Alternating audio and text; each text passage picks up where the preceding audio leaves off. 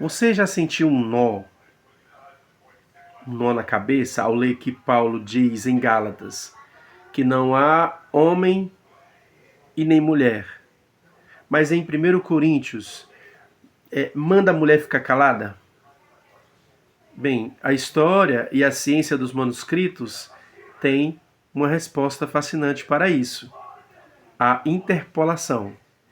Para quem não sabe, é um texto que é inserido posterior, né? Claro que não há um consenso de vários teólogos, mas estudos avançados em manuscritos como o Codex Vaticanus revelam sinais de que os versículos 34 e 35 de 1 Coríntios capítulo 14 não foram escritos originalmente por Paulo. Eles eram notas de margem.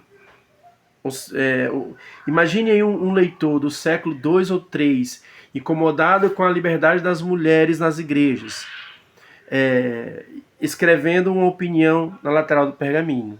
Nossa, não há judeu, não há homem nem mulher, né? Então ele vai escrever ali embaixo a sua opinião. Anos depois, um copista achou que aquilo fazia parte do texto e pronto, inseriu no corpo da carta. A prova disso é que em alguns manuscritos antigos, esse trecho pula de lugar, aparecendo só no final do capítulo. Além disso, ele contradiz tudo o que Paulo praticava com suas parceiras de ministério, como Priscila, como a Júnia, né? Ou seja, Paulo não era contraditório. O texto é que foi editado pela história. Na Bíblia de Estudo Arqueológico, a NVI, tem uma nota de rodapé que diz assim: Paulo já havia observado que Deus concedeu à mulher a capacidade de profetizar e de orar, lá em 1 Coríntios, capítulo 11, versículo 5. Vamos ler lá. E toda mulher que ora ou profetiza com a cabeça descoberta desonra a sua cabeça. Pois bem, aqui o fato é que Paulo está descrevendo que e toda mulher que ora ou profetiza, ou seja, então Paulo aqui reconhece que a mulher ora e profetiza, certo? Então como é que na mesma carta aos 1 Coríntios, Paulo diz uma coisa e lá no versículo 34 e 35, Paulo pede para as mulheres ficarem caladas. E aí, uma das evidências de que isso é uma interpolação, por exemplo, é que alguns autores vão dizer que se você tirar o versículo 34 e 35 de 1 Coríntios, ele não vai fazer falta nenhum. E que ele inserido lá, ele quebra um tipo de raciocínio.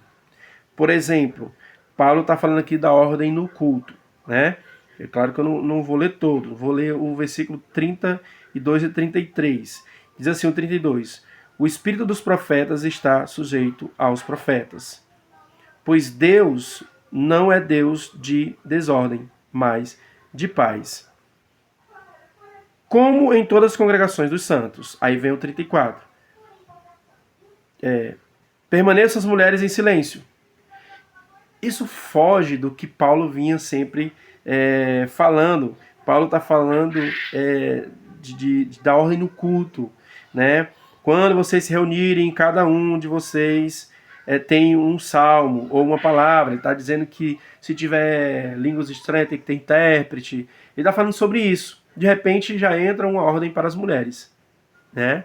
Se a gente ler o versículo 33 e pular para o 36, veja como é que fica. Vou ler o 33. Pois Deus não é Deus de desordem, mas de paz, como em todas as congregações dos santos. Acaso a palavra de Deus originou-se entre vocês? São vocês o único povo que ela alcançou? Certo? E aí veja que lá no último versículo Paulo diz assim: Portanto, meus irmãos, no 39, busquem com dedicação o profetizar e não proíbam o falar em línguas.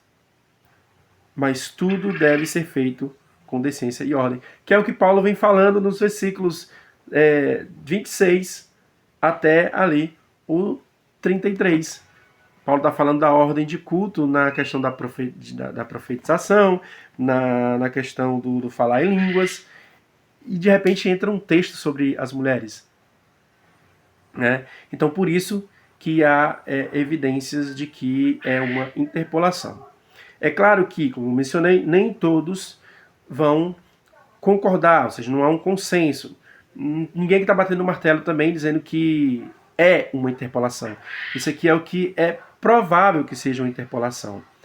Esses estudiosos mais conservadores, eles têm também uma explicação que é válida também.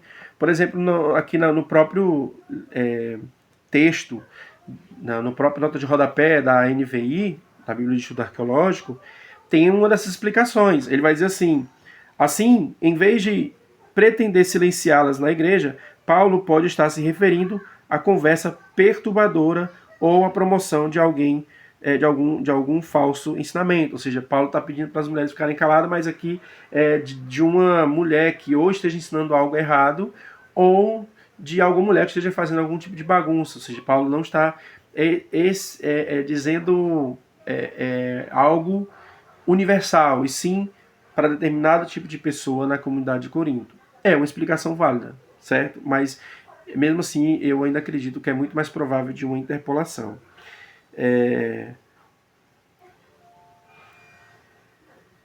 Enfim, né? É isso mesmo. Então é isso aí.